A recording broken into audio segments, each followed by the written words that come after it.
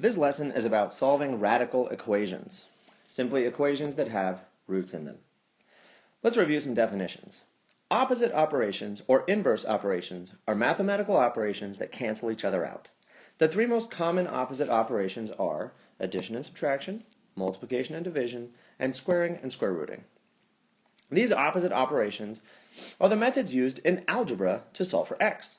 For example, consider the following three equations that are solving using opposite operations. For instance, x plus 5 equals 10. We all know to subtract 5 from both sides because plus 5 and minus 5 cancel each other out, leaving us with merely x equals 5. Here, 6x equals 18.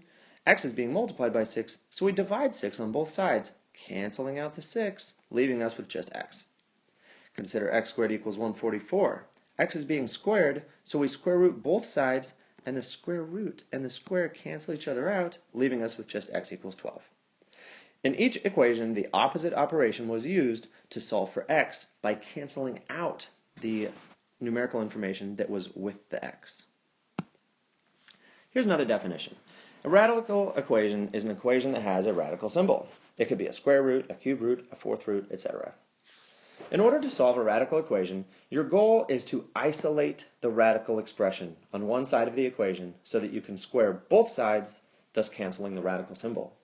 For instance, root x plus 5 equals 10. If we subtract 5 from both sides, we get root x by itself. Now x is being square rooted, so you square both sides of the equation, and the square root cancel out, leaving you with just x equals 25. Try this example on your own. Hit pause until you're ready to continue. Of course, you should always check your answer by plugging your answer back into the original equation to make sure it is true. Here, I thought that x equaled 25. If I plug 25 in for x, I can check. Indeed, the square root of 25 plus 5 equals 10. The square root of 25 is 5. 5 plus 5 does equal 10. And therefore my equation is true, and my solution for x is accurate. In order to isolate the radical, you might have to perform a variety of operations first. For instance, 2 root x minus 13 equals 3. First, you add 13 to both sides to cancel out the negative 13. Then, root x is being multiplied by 2, so you divide both sides by 2 to cancel out the 2. Then you have root x by itself, so you square both sides, canceling out the square and the root, getting x equals 64.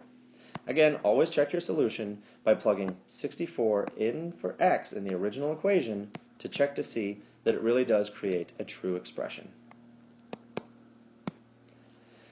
After you isolate the radical, there might be an algebraic expression within the radical that must also be solved. For instance, the square root of 3x minus 5.